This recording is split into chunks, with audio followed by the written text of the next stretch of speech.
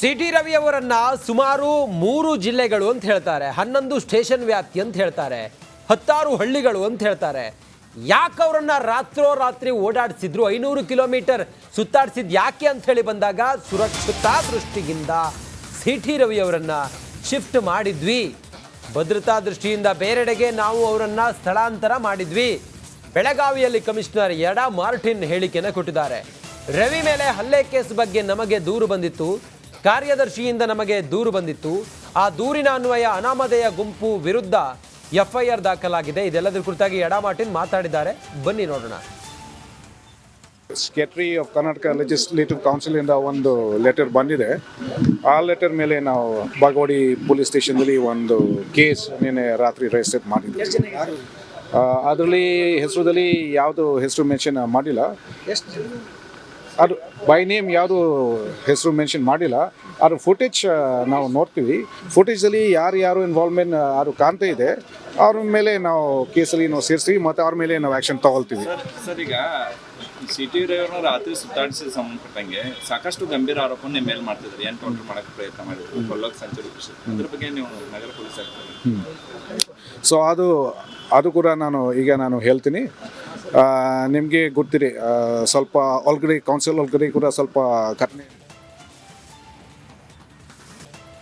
City Ravi ಅವರನ್ನ ಸುಮಾರು 3 ಜಿಲ್ಲೆಗಳು ಅಂತ ಹೇಳ್ತಾರೆ, 11 ಸ್ಟೇಷನ್ ವ್ಯಾಪ್ತಿ ಅಂತ ಹೇಳ್ತಾರೆ, 16 ಹಳ್ಳಿಗಳು ಅಂತ ಹೇಳ್ತಾರೆ. ಯಾಕೆ ಅವರನ್ನ ರಾತ್ರೋರಾತ್ರಿ ಓಡಾಡಿಸಿದ್ರು, 500 ಕಿಲೋಮೀಟರ್ ಸುತ್ತಾಡಿಸಿದ್ ಯಾಕೆ ಅಂತ ಹೇಳಿ ಬಂದಾಗ ಸುರಕ್ಷತಾ ದೃಷ್ಟಿಯಿಂದ ಸಿಟಿ ರವಿ ಅವರನ್ನ ಶಿಫ್ಟ್ ಮಾಡಿದ್ವಿ. ಭದ್ರತಾ ದೃಷ್ಟಿಯಿಂದ ಬೇರೆಡೆಗೆ ನಾವು ಅವರನ್ನ ಸ್ಥಳಾಂತರ ಮಾಡಿದ್ವಿ. ಬೆಳಗಾವಿಯಲ್ಲಿ ಕಮಿಷನರ್ ಯಡಾ ಮಾರ್ಟಿನ್ ಹೇಳಿಕೆಯನ್ನು ಕೊಟ್ಟಿದ್ದಾರೆ. ರವಿ ಮೇಲೆ ಹಲ್ಲೆ ಕೇಸ್ ಬಗ್ಗೆ ನಮಗೆ ದೂರು ಬಂದಿತ್ತು, ಕಾರ್ಯದರ್ಶಿಯಿಂದ ನಮಗೆ ದೂರು ಬಂದಿತ್ತು. ಆ ದೂರಿನ ಅನ್ವಯ ಅನಾಮಧೇಯ ಗುಂಪು ವಿರುದ್ಧ ಎಫ್ಐಆರ್ ದಾಖಲಾಗಿದೆ. ಇದೆಲ್ಲದರ ಕುರಿತಾಗಿ ಯಡಾ ಮಾರ್ಟಿನ್ ಮಾತಾಡಿದ್ದಾರೆ, ಬನ್ನಿ ನೋಡೋಣ. Secretary of Karnataka legislative council ಇಂದ ಒಂದು ಲೆಟರ್ ಬಂದಿದೆ. ಆ ಲೆಟರ್ ಮೇಲೆ ನಾವು ಬಾಗವಾಡಿ ಪೊಲೀಸ್ ಸ್ಟೇಷನ್ದಲ್ಲಿ ಒಂದು ಕೇಸ್ ನಿನ್ನೆ ರಾತ್ರಿ ರಿಜಿಸ್ಟರ್ ಮಾಡಿದ್ವಿ. ಅದರಲ್ಲಿ ಹೆಸರುದಲ್ಲಿ ಯಾವುದು ಹೆಸರು ಮೆನ್ಷನ್ ಮಾಡಿಲ್ಲ, ಅದು ಬೈ ನೇಮ್ ಯಾವುದು ಹೆಸರು ಮೆನ್ಷನ್ ಮಾಡಿಲ್ಲ. ಅದು ಫುಟೇಜ್ ನಾವು ನೋಡ್ತೀವಿ. ಫುಟೇಜಲ್ಲಿ ಯಾರು ಇನ್ವಾಲ್ವ್ಮೆಂಟ್ ಯಾರು ಕಾಣ್ತಾ ಇದೆ ಅವ್ರ ಮೇಲೆ ನಾವು ಕೇಸಲ್ಲಿ ನಾವು ಸೇರಿಸ್ತೀವಿ ಮತ್ತು ಅವ್ರ ಮೇಲೆ ನಾವು ಆ್ಯಕ್ಷನ್ ತಗೊಳ್ತೀವಿ.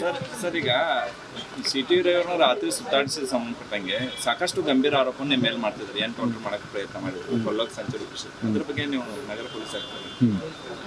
ಸೊ ಅದು ಕೂಡ ನಾನು ಹೇಳ್ತೀನಿ. ನಿಮಗೆ ಗೊತ್ತಿರಿ, ಸ್ವಲ್ಪ ಒಳಗಡೆ ಕೌನ್ಸಿಲ್ ಒಳಗಡೆ ಕೂಡ ಸ್ವಲ್ಪ ಘಟನೆ. ಸಿಟಿ ರವಿ ಅವರನ್ನ ಸುಮಾರು 3 ಜಿಲ್ಲೆಗಳು ಅಂತ ಹೇಳ್ತಾರೆ, 11 ಸ್ಟೇಷನ್ ವ್ಯಾಪ್ತಿ ಅಂತ ಹೇಳ್ತಾರೆ, 16 ಹಳ್ಳಿಗಳು ಅಂತ ಹೇಳ್ತಾರೆ. ಯಾಕೆ ಅವರನ್ನ ರಾತ್ರೋರಾತ್ರಿ ಓಡಾಡಿಸಿದ್ರು, 500 ಕಿಲೋಮೀಟರ್ ಸುತ್ತಾಡಿಸಿದ್ ಯಾಕೆ ಅಂತ ಹೇಳಿ ಬಂದಾಗ ಸುರಕ್ಷತಾ ದೃಷ್ಟಿಯಿಂದ ಸಿಟಿ ರವಿ ಅವರನ್ನ ಶಿಫ್ಟ್ ಮಾಡಿದ್ವಿ. ಭದ್ರತಾ ದೃಷ್ಟಿಯಿಂದ ಬೇರೆಡೆಗೆ ನಾವು ಅವರನ್ನ ಸ್ಥಳಾಂತರ ಮಾಡಿದ್ವಿ. ಬೆಳಗಾವಿಯಲ್ಲಿ ಕಮಿಷನರ್ ಯಡಾ ಮಾರ್ಟಿನ್ ಹೇಳಿಕೆಯನ್ನು ಕೊಟ್ಟಿದ್ದಾರೆ. ರವಿ ಮೇಲೆ ಹಲ್ಲೆ ಕೇಸ್ ಬಗ್ಗೆ ನಮಗೆ ದೂರು ಬಂದಿತ್ತು, ಕಾರ್ಯದರ್ಶಿಯಿಂದ ನಮಗೆ ದೂರು ಬಂದಿತ್ತು. ಆ ದೂರಿನ ಅನ್ವಯ ಅನಾಮಧೇಯ ಗುಂಪು ವಿರುದ್ಧ ಎಫ್ಐಆರ್ ದಾಖಲಾಗಿದೆ. ಇದೆಲ್ಲದರ ಕುರಿತಾಗಿ ಯಡಾ ಮಾರ್ಟಿನ್ ಮಾತಾಡಿದ್ದಾರೆ, ಬನ್ನಿ ನೋಡೋಣ.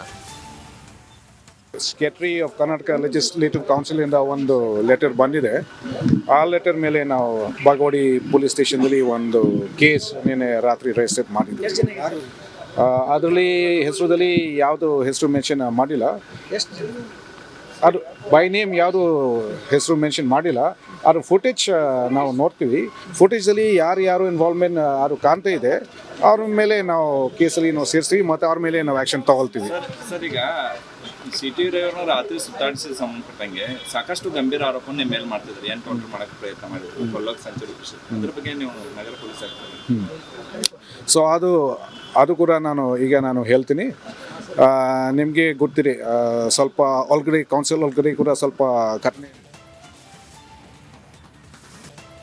ಸಿಟಿ ರವಿ ಅವರನ್ನ ಸುಮಾರು 3 ಜಿಲ್ಲೆಗಳು ಅಂತ ಹೇಳ್ತಾರೆ, 11 ಸ್ಟೇಷನ್ ವ್ಯಾಪ್ತಿ ಅಂತ ಹೇಳ್ತಾರೆ, 16 ಹಳ್ಳಿಗಳು ಅಂತ ಹೇಳ್ತಾರೆ.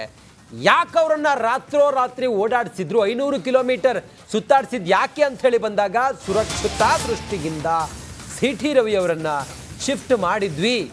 ಭದ್ರತಾ ದೃಷ್ಟಿಯಿಂದ ಬೇರೆಡೆಗೆ ನಾವು ಅವರನ್ನ ಸ್ಥಳಾಂತರ ಮಾಡಿದ್ವಿ. ಬೆಳಗಾವಿಯಲ್ಲಿ ಕಮಿಷನರ್ ಯಡಾ ಮಾರ್ಟಿನ್ ಹೇಳಿಕೆಯನ್ನು ಕೊಟ್ಟಿದ್ದಾರೆ. ರವಿ ಮೇಲೆ ಹಲ್ಲೆ ಕೇಸ್ ಬಗ್ಗೆ ನಮಗೆ ದೂರು ಬಂದಿತ್ತು, ಕಾರ್ಯದರ್ಶಿಯಿಂದ ನಮಗೆ ದೂರು ಬಂದಿತ್ತು. ಆ ದೂರಿನ ಅನ್ವಯ ಅನಾಮಧೇಯ ಗುಂಪು ವಿರುದ್ಧ FIR ದಾಖಲಾಗಿದೆ. ಇದೆಲ್ಲದರ ಕುರಿತಾಗಿ ಯಡಾ ಮಾರ್ಟಿನ್ ಮಾತಾಡಿದ್ದಾರೆ, ಬನ್ನಿ ನೋಡೋಣ. Secretary of Karnataka legislative council ಇಂದ ಒಂದು ಲೆಟರ್ ಬಂದಿದೆ. ಆ ಲೆಟರ್ ಮೇಲೆ ನಾವು ಬಾಗವಾಡಿ ಪೊಲೀಸ್ ಸ್ಟೇಷನ್ದಲ್ಲಿ ಒಂದು ಕೇಸ್ ನಿನ್ನೆ ರಾತ್ರಿ ರಿಜಿಸ್ಟರ್ ಮಾಡಿದ್ವಿ. ಅದರಲ್ಲಿ ಹೆಸರಲ್ಲಿ ಯಾವುದು ಹೆಸರು ಮೆನ್ಷನ್ ಮಾಡಿಲ್ಲ, ಅದು ಬೈ ನೇಮ್ ಯಾವುದು ಹೆಸರು ಮೆನ್ಷನ್ ಮಾಡಿಲ್ಲ. ಅದು ಫುಟೇಜ್ ನಾವು ನೋಡ್ತೀವಿ. ಫುಟೇಜಲ್ಲಿ ಯಾರು ಇನ್ವಾಲ್ವ್ಮೆಂಟ್ ಯಾರು ಕಾಣ್ತಾ ಇದೆ ಅವ್ರ ಮೇಲೆ ನಾವು ಕೇಸಲ್ಲಿ ನಾವು ಸೇರಿಸ್ತೀವಿ ಮತ್ತು ಅವ್ರ ಮೇಲೆ ನಾವು ಆ್ಯಕ್ಷನ್ ತಗೊಳ್ತೀವಿ. ಸರ್ ಈಗ ಸಿಟಿ ರವಿಯವ್ರನ್ನ ರಾತ್ರಿ ಸುತ್ತಾಡಿಸಿದ ಸಂಬಂಧಪಟ್ಟಂಗೆ ಸಾಕಷ್ಟು ಗಂಭೀರ ಆರೋಪ ನಿಮ್ಮ ಮೇಲೆ ಮಾಡ್ತಿದ್ದಾರೆ, ಎನ್ಕೌಂಟರ್ ಮಾಡಕ್ಕೆ ಪ್ರಯತ್ನ ಮಾಡಿದ್ರು, ಕೊಲ್ಲೋಕೆ ಸಂಚು ರೂಪಿಸಿದ್ರು. ಅದ್ರ ಬಗ್ಗೆ ನೀವು ನಗರ ಪೊಲೀಸ್ ಆಗ್ತದೆ. ಸೊ ಅದು ಕೂಡ ನಾನು ಹೇಳ್ತೀನಿ. ನಿಮಗೆ ಗೊತ್ತಿರಿ, ಸ್ವಲ್ಪ ಒಳಗಡೆ ಕೌನ್ಸಿಲ್ ಒಳಗಡೆ ಕೂಡ ಸ್ವಲ್ಪ ಘಟನೆ ಧರಣಿ ಆದಂಥ ಸಂದರ್ಭದಲ್ಲಿ ಏನಾಯಿತು? ಧರಣಿ ಆದಂಥ ಸಂದರ್ಭದಲ್ಲಿ ನಮ್ಮೆಲ್ಲರನ್ನೂ ಕೂಡ ಅರೆಸ್ಟ್ ಮಾಡಿದ್ರು. ಆದರೆ CT ರವಿಯವ್ರನ್ನ ನಮ್ಮನ್ನು ಪ್ರತ್ಯೇಕಗೊಳಿಸಿ ಅವರನ್ನೇ ಬೇರೆ ಜಾಗಕ್ಕೆ ಯಾಕೆ ಕರ್ಕೊಂಡೋದ್ರು? ಆಮೇಲೆ ನಾವು ಗಲಾಟೆ ಮಾಡಿ CT ರವಿಯವರು ಇದ್ದಂಥ ಖಾನಾಪುರದ ಸ್ಟೇಷನ್ಗೆ ನಾವೆಲ್ಲರೂ ಹೋದ್ವಿ.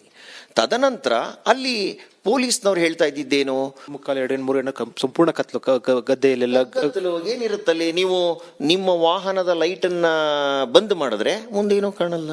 ಇಳಿಸ್ಬಿಟ್ಟು ಏನಂತ ಹೇಳಿದ್ರು ಸರ್? ಆಕ್ಚುಲಿ ನಾವು ನೀವು ಇದ್ದಂತ ಹಿನ್ನೆಲೆ ಹೇಳ್ತಾ ಇದ್ದು ಇಳಿಸ್ಬಿಟ್ಟು ಏನಂತ ಹೇಳಿದ್ರು? ಇಳಿಸಿದ್ರು ಅಷ್ಟೇ, ಇಳಿಬೇಕು ಬಲವಂತವಾಗಿ ಅಷ್ಟೇ. ಇಳಿದ್ಮೇಲೆ ನೀ ಏನು ಹೇಳ್ಬೇಕು, ಏನು ಮಾತಾಡ್ತಾ ಇರಲಿಲ್ಲ. ಏನು ನಾವು ಯಾಕೆ ಇಳಿಬೇಕು, ನಾವು ಯಾಕೆ ಗಾಡಿ ಬದಲಾಯಿಸಬೇಕು, ಇಂಥ ಜಾಗದಲ್ಲಿ ಯಾಕೆ ತಂದಿದ್ದೀರಿ, ನಮ್ಮ ಪ್ರಶ್ನೆ ಆಗಿತ್ತು. ನಮ್ಮ ಧ್ವನಿ ಗಟ್ಟಿ ಇತ್ತು. ಬಲವಂತವಾಗಿ ಆ ಕಗ್ಗತ್ತಲ್ಲಿ ಇಳಿಸ್ತಾ ಇದ್ರು ತಮ್ಮನ್ನ. ಗಾಡಿ ನಿಲ್ಲಿಸ್ತಿದ್ರು, ಇನ್ಸ್ಟ್ರಕ್ಷನ್ಸ್ ತಗೋತಿದ್ರು, ಅವ್ರಿಗೇನು ಸೂಚನೆ ಸಿಕ್ತಿತ್ತೋ ಆ ಥರ ಕೆಲಸ ಮಾಡ್ತಾ ಇದ್ರು.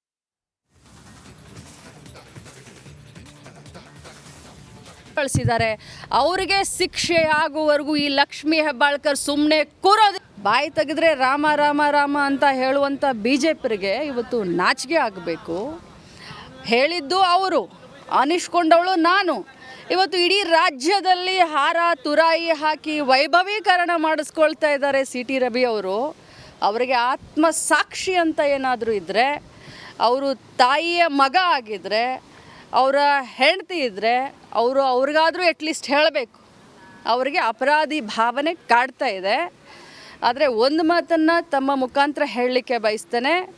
ನಿಜ, ನನಗೆ 2 ದಿನ ಬಹಳಷ್ಟು ಆಘಾತವಾಗಿತ್ತು. ಆದರೆ ಅನ್ಯಾಯದ ವಿರುದ್ಧ ಹೋರಾಟ ನಾನು ನಿಲ್ಲಿಸೋದಿಲ್ಲ.